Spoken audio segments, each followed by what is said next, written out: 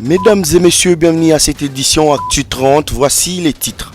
À Brazzaville, le président de la République, Félix Tshisekedi, a pris les commandes de la Communauté économique des États de l'Afrique centrale, CEAC. La passation du pouvoir avec le président sortant Denis Sassou Nguesso a eu lieu ce mercredi 19 janvier 2022 lors des travaux de la 20e session de la conférence des chefs d'État et des gouvernements de la CEAC. Entre-temps, à Kinshasa, la haute cour militaire a rejeté la demande de comparution de l'ancien président Joseph Kabila Kabange. C'était au cours de l'audience foraine de ce mercredi 19 janvier à la prison militaire de Ndolo. Et enfin, l'adhésion de Willy Bakonga à l'Union sacrée de la nation est commentée différemment dans la classe politique congolaise. Vous allez suivre dans cette édition des formations les réactions des uns et les autres. Bonsoir. Le chef de l'État Félix-Antoine Tshisekedi Tshilombo, ce n'est plus seulement la magistrature suprême de la République démocratique du Congo en 2019 et consécration à la tête de l'Union africaine en 2021. Désormais, Félix Tshisekedi égale aussi les grands honneurs en 2022 en tant que nouveau président de la Communauté économique des États d'Afrique centrale.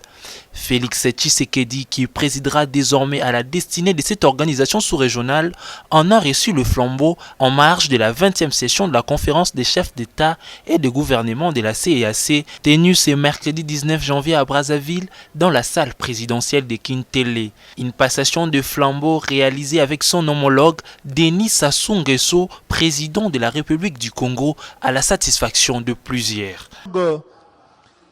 Antoine Félix Tshisekedi et des accolades avec un salve d'applaudissements dans la salle. Et le président Tshisekedi à son tour remet au président de la commission. Le chef de l'État Félix Tshisekedi prend la tête de la CEAC au moment où cette organisation subit de profondes réformes en vue de sa redynamisation. Créée en 1983, la CEAC compte 11 pays membres, parmi lesquels la République du Congo, la République démocratique du Congo, les Gabon, l'Angola, le Burundi ou encore le Rwanda.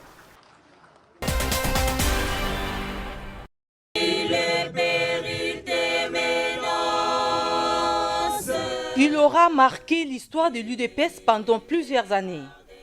Secrétaire général de l'UDPS aux côtés du patriarche Etienne Tshisekedi Wamulumba, Bruno Mavungu était un militant de première heure. C'est en reconnaissant de son combat pour la démocratie que le chef de l'État, Félix-Antoine Tshisekedi Tshilombo, est allé s'incliner devant la dépouille mortelle ce mardi à la mort du cinquantenaire. Au milieu de membres de la famille biologique et politique de l'illustre disparu, le chef de l'État s'est recueilli devant ses hauts cadres politiques et suivi de témoignages. Dans son oraison funèbre, le professeur Boissa a rendu un vibrant hommage à ces combattants de la liberté. Au nom de la famille, Clément Mavungu, fils aîné de Bruno, a remercié le président de la République Félix Tshisekedi pour sa marque particulière de compassion. Originaire de la province du Congo central, Bruno Mavungu est né le 4 avril 1952. Licencié en droit, il fut secrétaire général de l'UDPS durant 4 ans, soit de 2012 à 2016. Mavungu Poitou Bruno a laissé une veuve et 8 enfants. Décédé à Kinshasa dans la nuit du samedi 25 au dimanche 26 décembre 2021, Bruno Mavungu Poiti a été inhumé ce mardi 18 janvier 2022 au cimetière Kimberley sur la route de Matadi à Kinshasa. Monsieur le président de la haute cour militaire, mon colonel. Appelé à l'audience foraine de ce mercredi 19 janvier à statuer sur la comparution de l'ancien président de la République démocratique du Congo, Joseph Kabila, la haute cour militaire a dans son arrêt, avant dire droit, débouté la partie civile. Renvoyant l'audience au mercredi 26 janvier prochain pour les plaidoiries, dans son argumentaire, la Cour s'effondre sur la mauvaise formulation de la partie civile et son propre pouvoir discrétionnaire, conformément à l'article 249 du Code des compétences judiciaires militaires. Pour la partie civile, cette décision du président de la haute cour militaire est qualifiée d'une opinion personnelle. Le président de la haute cour qui a méconnu la collégialité de sa chambre, a posé un acte qu'on ne peut pas qualifier, lui-même l'a avoué, qu'on ne peut pas qualifier d'arrêt. Donc c'est simplement une opinion personnelle du président de la Chambre. Du côté de la défense, on appelle vivement à la tenue des plaidoiries afin d'arriver au dénouement de ce procès.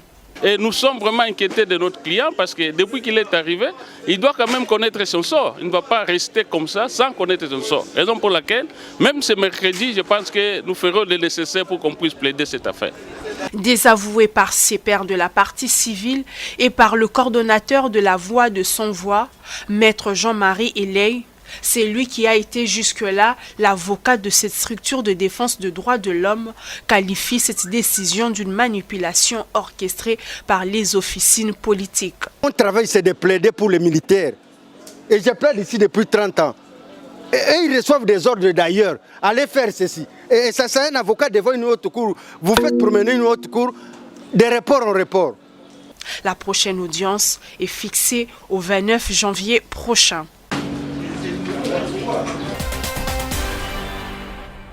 Ils sont au nombre de 6. Eux, ce sont les présumés assassins de l'ambassadeur italien Luca Antanasio, pris dans le filet de la police nationale congolaise au Nord Kivu. Ils ont été présentés par le commissaire divisionnaire adjoint Abba Van Anga au gouverneur militaire, le général Constant Dima, mardi 18 janvier. D'après la police, les présumés criminels sont eux-mêmes passés aux aveux. Celui qui a réussi à tirer sur l'ambassadeur, c'est aspirant. Aspirant à tirer sur l'ambassadeur, ils ont beaucoup regretté. Pourquoi? Puisqu'ils devraient avoir dans $. Mais la mort de l'ambassadeur a fait qu'ils perdent cet argent qu'ils ne pouvaient pas avoir. Et un de ce groupe a été encore arrêté après lui. C'est lui que nous avons arrêté le 8 janvier. Quelques temps après, avec les signalements qu'il y a, nous avons arrêté les secondes de ce groupe-là. Mais là, les spécialistes, celui qui nous a dit qu'ils avaient beaucoup regretté d'avoir payé $1 million dans le dossier ambassadeur. C'est ainsi que Bakenda et même Basouani, qui sont chamaillés, ils devraient même se séparer. Voilà, donc ils sont là, ils sont des grands criminels, des grands kidnappeurs. Le lieutenant-général Ndima Constant a félicité et encouragé les services de sécurité à poursuivre le travail de sécuriser la province et à la justice d'apporter sa part pour mettre fin à la criminalité. Nous allons creuser et démanteler tous ces réseaux. Que ce soit ailleurs, nous allons collaborer avec d'autres. Que ce soit au Sud Kivu, au Maniema, à Ituri, même avec nos amis de la côté, l'Ouganda ou le Rwanda, pour qu'ensemble nous conjuguons cet effort-là pour mettre hors d'état de nuire ces bandits, ces criminels qui endeuillent notre province. Cette interpellation s'inscrit dans le cadre d'une enquête ouverte après l'assassinat le 22 février 2021 de Luca Antanasio, ambassadeur d'Italie en République démocratique du Congo, assassiné dans une embuscade aux abords du parc national de Virunga.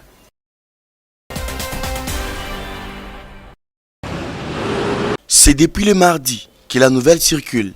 L'ancien ministre de l'enseignement primaire, secondaire et technique, Willy Bakonga, change de camp politique et adhère officiellement à l'Union sacrée de la nation. Dans une interview accordée à Actu 30 TV ce mercredi 19 janvier, un des communicateurs attitrés du Parti du Peuple pour la démocratie et la reconstruction PPRD estime que l'adhésion de Willy Bakonga était un événement car l'Union sacrée est devenue une blanchisserie. À mon humble avis, c'est une question qui n'intéresse pas les Congolais. C'est un non-événement. À quoi ressemble l'Union sacrée? Quel est le contenu de l'Union sacrée? Quel est l'objectif de l'Union sacrée? Nous ne sommes pas surpris. Parce qu'aujourd'hui, l'Union sacrée, c'est une blanchisserie. Nous ne sommes pas surpris parce qu'aujourd'hui, l'Union sacrée, c'est là où on y va pour se tailler une place, pour se faire protéger. L'Union sacrée, aujourd'hui, ne ressemble à rien. C'est un fourre-tout. Du côté Union sacrée de la nation, on ne voit pas les choses du même œil. Bazin Pembe est cadre au sein de la FDC, parti membre de la plateforme qui soutient le pouvoir. Des adhésions, ils s'en félicitent, mais place tout de même un bémol. D'aucuns ignorent que M. Willy Bakonga a a bénéficié d'une mesure de grâce du président de la République, Félix Antoine Tshilombo Tshisekedi. Mais il y a un élément important à noter, que ceux qui ont les démêlés, ceux qui ont des dossiers vis-à-vis de la justice, ils ne seront pas exclus à ce que la justice les poursuive. Les Congolais doivent être tranquilles, ils doivent s'apaiser. Le fait que tous ces gens soient en train de venir au sein de l'Union sacrée ne dit pas qu'ils sont lavés. Parce que l'Union sacrée n'est pas une blanchisserie. L'Union sacrée est là pour l'intérêt et pour la vision de Félix Antoine Tshilombo Tshisekedi. Je vais bien, merci. L'ambassadeur extraordinaire et plénipotentiaire de la République fédérale d'Allemagne accrédité en RDC, Dr Oliver Schnackenberg, a été reçu en audience ce mercredi 19 janvier 2022 par le ministre de l'enseignement primaire, secondaire et technique, le professeur Tony Mwabakazadi. Au menu de leurs échanges, l'évolution de la mise en pratique de la gratuité de l'enseignement primaire et le projet avec l'entreprise Veridos consistant à la modernisation de l'administration de l'enseignement primaire, secondaire et technique en RDC. Au sortir de la rencontre, le docteur Oliver Schnackenberg a indiqué qu'il a apprécié la qualité des échanges avec le ministre Tony Mwaba, centrés sur les éléments généraux de la coopération entre les deux pays. Nous sommes très intéressés d'apprendre comment on a mis en œuvre la gratuité de l'enseignement de l'éducation primaire. Il était également question dans cette rencontre de parler du projet stratégique avec l'entreprise Veridos qui va mettre en œuvre en RDC des infrastructures devant améliorer la gouvernance de l'administration de l'EPST. Il y a eu aussi dans notre entretien une discussion sur les projets que l'on a fait dans la réalisation d'un projet stratégique. Et il s'agit du projet de l'entreprise allemande Veridos et qui va mettre en œuvre ici en RDC une infrastructure un outil à la gouvernance du secteur de l'enseignement. Docteur Oliver a indiqué en outre que Tony Mwabakazadi s'est dit également reconnaissant pour le progrès réalisé dans les derniers mois dans les deux pays. Monsieur le ministre, il a assuré sa coopération et je suis très reconnaissant que dans les derniers mois, on a vu beaucoup de progrès. Il y a eu des détails qu'on a discutés et ici en RDC et en Allemagne. Rappelons que le projet avec l'entreprise Veridos vise à moderniser l'administration de l'enseignement primaire, secondaire et technique à travers un logiciel d'identification des élèves. Ce sont au total 221 médecins catégorisés jusqu'à là comme médecins non affectés qui viennent d'être officiellement affectés dans les hôpitaux publics du Kasaï oriental. Une première depuis l'avènement au pouvoir du président Félix Tshisekedi. Ils sont donc 221 à bénéficier de cette décision prise par la gouverneure intérimaire Jeannette Longa Moussamba. Tête des file des anciens médecins non affectés, aujourd'hui en service. Dr Russell Kabeya salue cette décision de l'autorité provinciale qui tombe à point nommé. En fait, nous remercions le maître des temps et des circonstances parce que ce n'était pas facile. Avec le Seigneur, il nous a accompagnés dans cette lutte qui a duré plus de 3 ans, qui drainait plus de 200 médecins.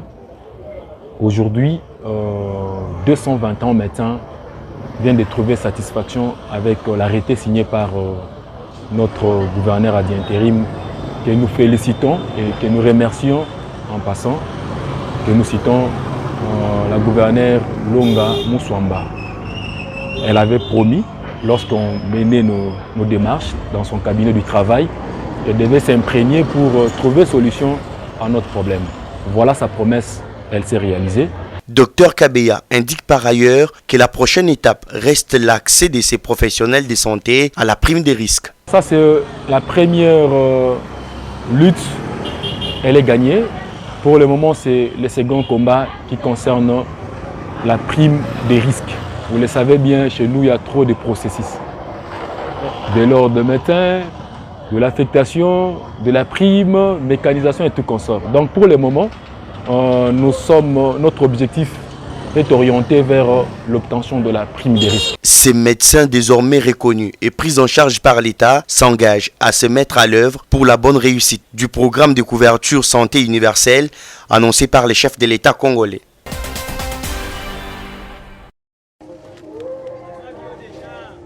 Si vous-même vous n'en mangez pas, autour de vous, c'est sûr que le SAFU a bien des fanatiques. Il faut retenir que les différents dictionnaires français ont une définition de cet aliment placé dans le groupe des fruits. En RDC, sa saison se situe entre décembre et mars.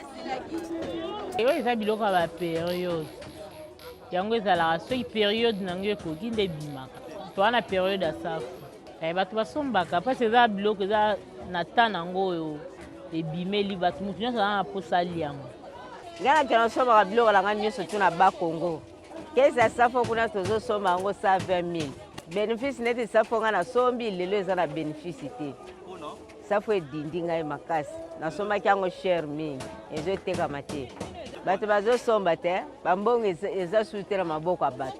Ses particularités résident dans son goût aigre, son enveloppe charnue et le peu de temps que prend sa cuisine. Bamsu bazana bandenge bele basala msu bakalingaka otie mwa mungwa mais bamsusu batiaka mai ya moto sima basopeli yango ebilembi alibalongoli babwaki mai. Safo balambaka batiaka mai ya moto soki ezwi moto makasi okamati safo otie donc otia safo après ofiniki que fani mwa moke obimisi yango. Pour notre gouverne, sachant que le SAFU a plusieurs vertus préventives et thérapeutiques, il permet donc de guérir plusieurs maladies telles que la constipation, le cancer et les maladies cardiovasculaires.